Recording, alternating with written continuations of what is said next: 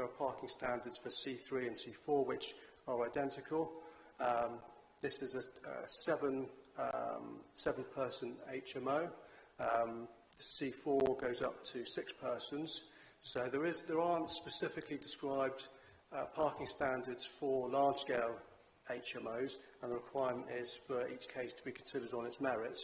But notwithstanding that, we consider this property with a parking space that, and within a reasonably accessible location, we consider that the parking provision is entirely suitable, and that there aren't any grounds or issues in terms of parking provision. So that concludes my presentation.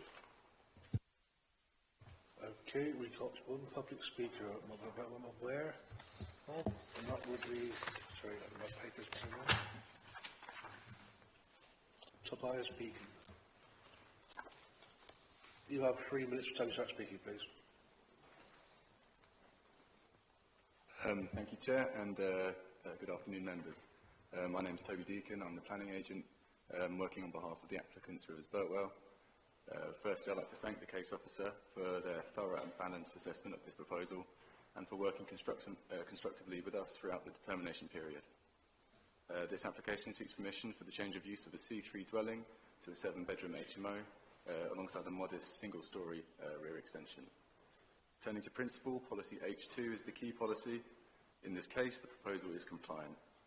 As confirmed by Ben Burke in his officer's report, the resulting HMO density is 6% now, within 100 metres, which is comfortably below the 10% threshold. As such, there is no conflict with the objective of maintaining a mixed and balanced community, in addition to no sandwiching of C3 units occurring.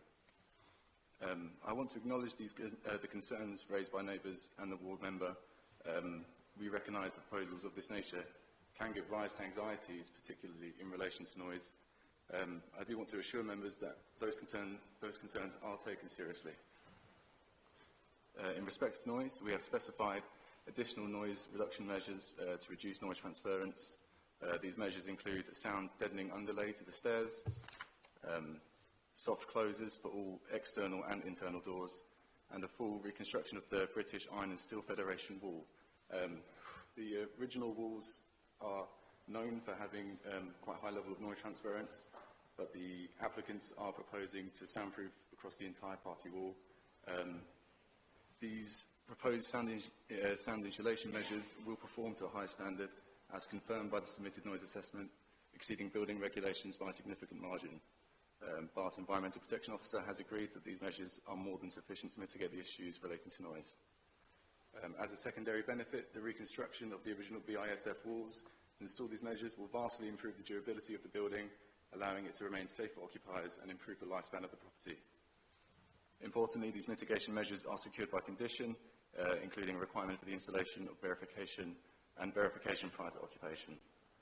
Members will also note recent appeal allowed at 30 Shores Way, involving a very similar property type and context. The inspector in that case accepted that similar noise mitigation measures can appropriately mitigate the issue of noise, which is directly relevant and comparable here.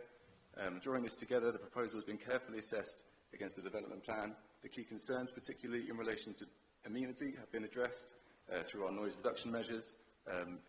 It's being secured by robust planning conditions. The scheme is policy compliant, and for that reason, I respectfully ask members to support the officer's recommendation. Thank you, Chair. Thank you. Questions, the officer now. I've got 3 of you. Councillor. The proposal is for, is it correct? It's a sui generis use, this isn't, it's not C4, so regardless of whether we had Article 4 directions in the district or in the city or not, it requires planning permission in its own right. Yes.